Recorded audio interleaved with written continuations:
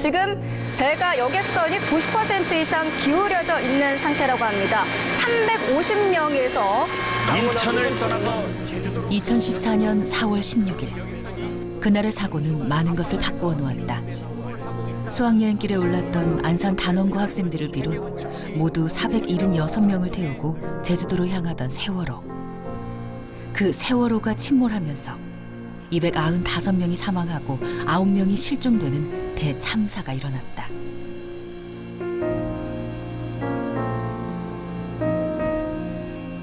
온 국민이 지켜보고 있었지만 결국 4월 16일 이후 단 한 명의 구조자도 없이 그렇게 세월호는 침몰했다. 350명이 사망과 실종되어 있습니다. 현재 해경이 긴급 출동해 대체 무엇이 문제였을까? 그날 이후 구조 과정상의 문제, 노후된 선박의 허가 문제, 과정 문제, 그동안 드러나지 않았던 우리 사회의 비리와 부정, 잘못된 관행들이 수면 위로 떠올랐다.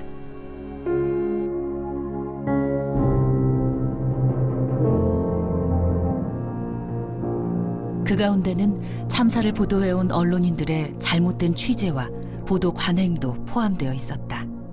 여러분의 인간으로서 지녀야 할 최소한의 양심과 신념을 뒤로 한 채 가만히 있어도 죽을 만큼 힘든 유가족들과 실종자 가족분들 그리고 애타게 기다리는 전 국민들을 대상으로 큰 실망과 분노를 안겨주었기 때문입니다. 보도를 통해 사건의 원인을 규명하고 참사의 재발을 막고자 현장을 찾은 언론인들. 그들은 왜 기레기라는 비난 앞에 서야 했을까? 취재 경쟁에만 이제 집중을 해서 매몰돼서 어떻게 해서든지 더 많은 취재원을 만나서 조금 특종을 터뜨리겠다라는 이제 그러한 것들이 너무 노골적으로 보였고 또 그런 취재 경쟁에 매몰된 결과가 채 준비도 되지 않는 상태에서 피해자에 대한 어떤 그런 상태에 대한 이해도 없는데 가서 사전 동의도 구하지 않고 무조건 카메라와 마이크를 들이밀었을 때 그 피해자들에게 미치는 영향에 대한 고려가 전혀 없었다는 거예요.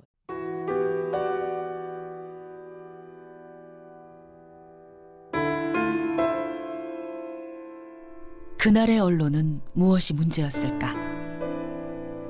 사고가 일어났던 2014년 4월 16일에서부터 한동안 팽목항에는 유가족만큼이나 많은 취재진이 몰려들었다. 세월호 참사는 기존의 전통 미디어뿐 아니라 온라인 미디어, 1인 미디어까지 미디어 빅뱅 시대에 발생한 첫 대형 참사였다. 취재 경쟁에서 이어진 취재 방식의 문제에 대해서는 기자들 역시 자성하고 있는 부분이다. 피해 당사자들 마음에 들어가서 제가 뭘 하지 않았죠. 그러니까 취재하기 급급했던 거예요. 그러니까는 무슨 사건 사고가 났으면 그 사람의 인터뷰를 따야 되고 그 사람의 싱크가 필요하고 그냥 한두 마디라도 그 사람의 팩트만 전달하면 된다는 생각으로 그냥 수박 겉핥기에 그 인터뷰를 따서 짜집기 형태로 내면 그만이었던 거였죠, 그때는. 정상적으로 인터뷰를 하겠습니다라고 허가를 받기가 굉장히 어려운 상황이었죠. 그래서 그분들께 접근하기도 전에 마이크를 미리 켜두고 인터뷰 정식 허가를 받지 않은 상태에서 한마디라도 더 따보려고 했던 상황들이 굉장히 힘들었었고 그런 일들이 반복되다 보니까 가족들의 불신은 더 커지고 저희 스스로도 자괴감이 더 들고 하는 상황이었죠.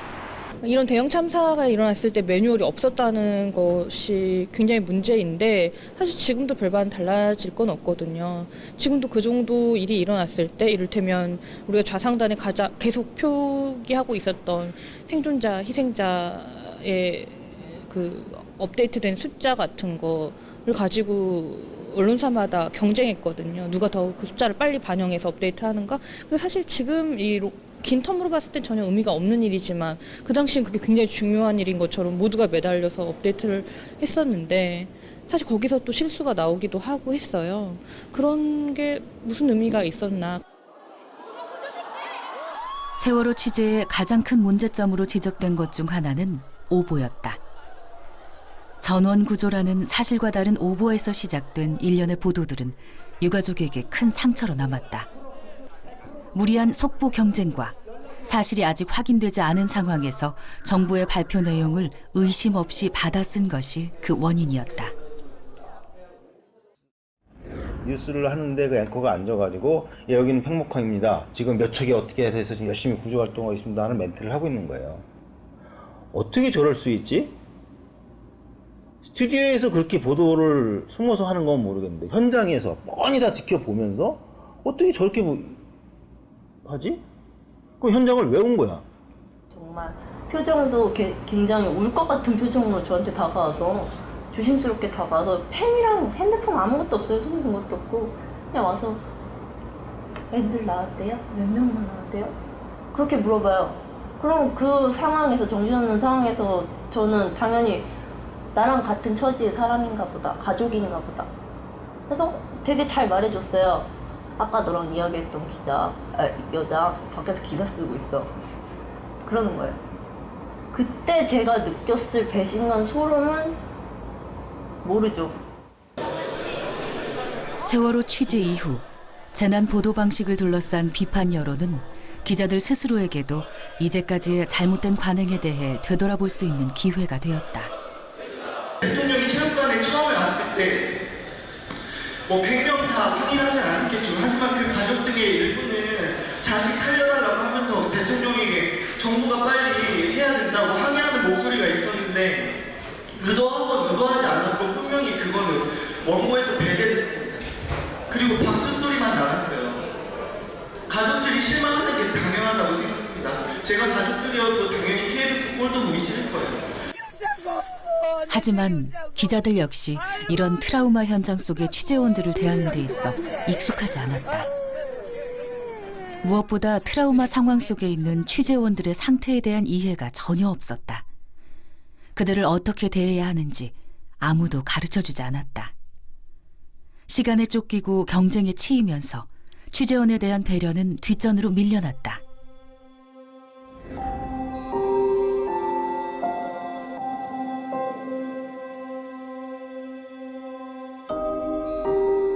그간 한국에서는 적지 않은 재난재해가 있었고 그때마다 취재, 보도 관행의 문제점에 대한 비난과 반성이 이어졌다.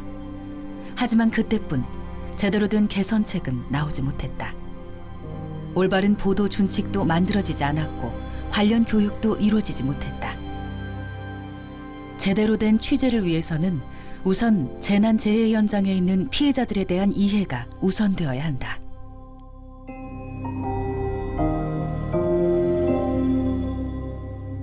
취재를 하는 데 있어 제일 먼저 염두에 두어야 할 것은 재난, 재해 현장에서 살아남은 생존자, 피해자 혹은 유가족들은 심리적 외상, 즉 트라우마를 입었을 가능성이 높다는 사실이다.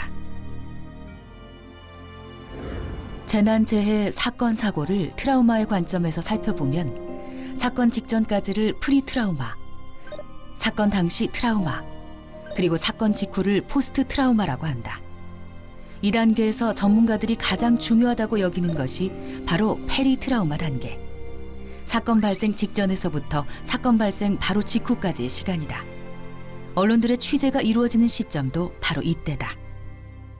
트라우마는 극도의 공포와 무력감이 동반되는 사건이자 경험이기 때문에 우리 몸이 또 우리의 마음이 굉장히 놀라게 됩니다. 그래서 그와 같은 트라우마를 겪고 난 이후에는 평상시보다 어떤 위험이나 충격 사인에 과도하게 예민해지게 됩니다. 그래서 이 언론인들이 취재원들과 만나서 질문을 하는 과정에서 사실은 그 사람의 페리트라우마 기억을 형성시키고 있다라는 것을 인식할 필요가 있습니다. 이미 트라우마 상황으로 1차 피해를 입은 상황에서 잘못된 질문이나 그때의 기억을 부정적으로 떠올리게 되는 취재는 자칫 2차 피해로까지 이어질 수 있다는 게 전문가들의 얘기다. 사건 직후 피해자의 페리트라우마 기간, 사건 직후 가장 먼저 그 취재원들을 만날 가능성이 높은 것이 바로 언론인들. 이 언론인들이 어떻게 하느냐에 따라 취재원들의 사건 사고에 대한 기억은 물론 트라우마 치유와 회복 역시 영향을 받을 수 있다. Because we've got to remember that trauma survivors are, one minute they're just ordinary people, and then they're in the public eye because of the worst thing that's ever happened to them in their life. So, you know, they're not media savvy. They don't know how the media works. So then to be chasing them, to be running after them, to be shoving microphones, to be speaking at them all at once, that is so overwhelming. So we've got to remember that.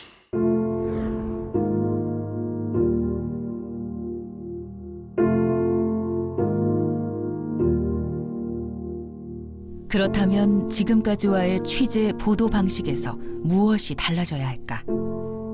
우선 재난 상황에서 접하게 되는 관련 취재원들의 상태를 이해하는 것이 무엇보다 중요하다. 그들은 지금 트라우마를 겪고 있거나 페리 트라우마 단계에 있을 수 있음을 기자들이 알아야 한다.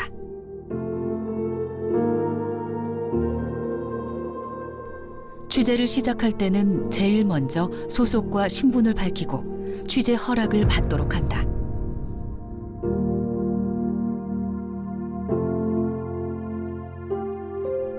만약 취재원이 거절한다면 무리한 취재를 진행해서는 안 된다.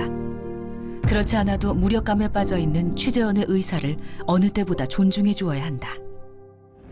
By asking the person, where would they like to stand or sit for the interview? Would they like someone with them? Would they like to stop at any point? If they get distressed, would they like to stop? Would they like to continue on? By giving back little bits of power like that to the interview subject, they'll give you a much better story. They will trust you more. It's not about trickery. It's about being humane. 그리고 지금 내가 하는 질문이나 취재가 이들이 앞으로 이 사건에 대해 기억하는 방식에 영향을 미칠 수 있음을 기억해야 한다.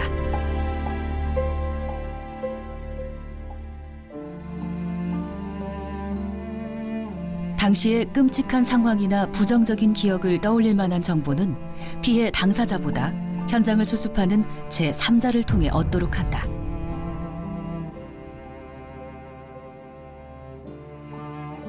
당시 보고 들은 것, 즉 감각에 대한 질문들은 취재원들에게 당시의 기억을 떠올리게 하면서 그 상황이 자신의 통제 밖에 있는 일로 느끼게 한다.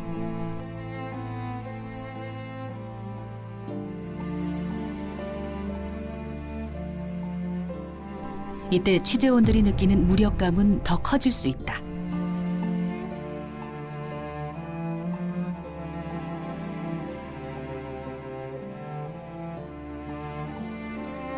재난 재해 당시에 관한 질문에서는 가능하면 긍정적 기억을 이끌어낼 수 있도록 해야 한다.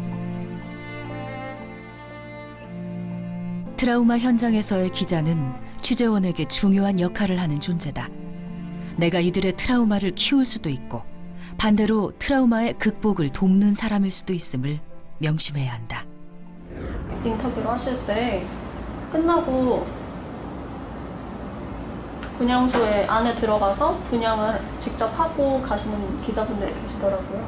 근데 대부분은 안 그러고 그냥 카메라 촬영 접고 바로 달려나가고 이러시는데 그렇게 분향을 하시고 나가시는 모습 보면서 세월호 유가족 그리고 세월호 희생자들에 대한 이야기를 다룰 때 이걸 아이템으로 다루는 게 아니었구나. 진짜 생각하고 진짜 잘 하려고 하시는 거구나라는 걸 느껴서 그런 걸 보면서 조금 감동을 받기도 하고.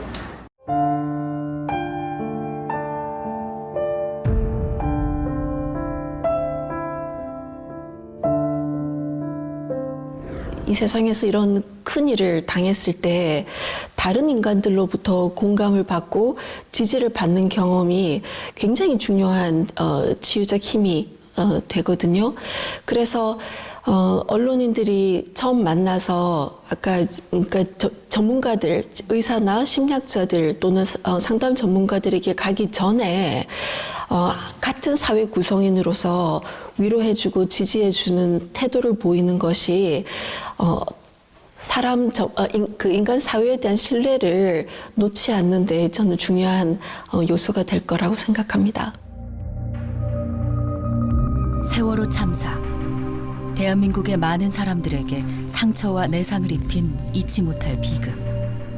하지만 그것은 한국의 언론에게도 잘못된 관행에 제동을 걸 수 있는 또 하나의 분기점이 되었다. 무엇을 바꿀 것인가? 어떻게 바꿀 것인가? 지금은 그 고민이 필요한 시점이다. 특종인의 뭐네 할 게 아니라 큰 사건 사고가 났을 때는 포트라인을 딱 정해놓고 이 부분만큼은 풀로한다든가 아니면 이 부분만큼 그쪽에 있는 대변인이라든가 뭐 이거 빨리 선정을 해서 그쪽 얘기를 듣고 그쪽에서 하고 싶은 얘기를 이쪽에다 전달을 해서 우리가 대표성을 가지고 취재를 하거나.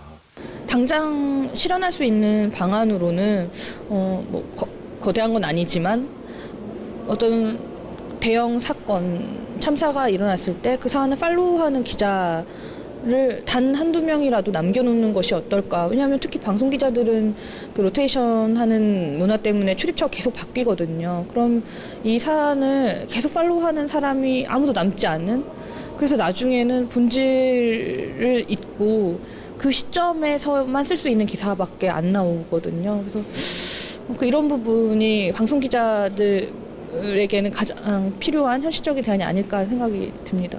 다른 언론사들도 다 마찬가지였는데요. 현장 경험이 별로 없는 3, 4년 차 막내 기자들이 현장에 많이 투입이 됐었던 것 같아요. 그래서 현장에서 할 수 있는 일이 물론 있지만 이 당사자들을 배려하는 여유나 혹은 또 더 많은 경험이 있는 중견급 기자들이 현장에서 중심을 잡아줬었더라면 조금 달라지지 않았을까 하는 아쉬움이 남고요. 또 기자들에 대한 사전 교육도 있었더라면 좀 다르지 않았을까 하는 생각이 듭니다.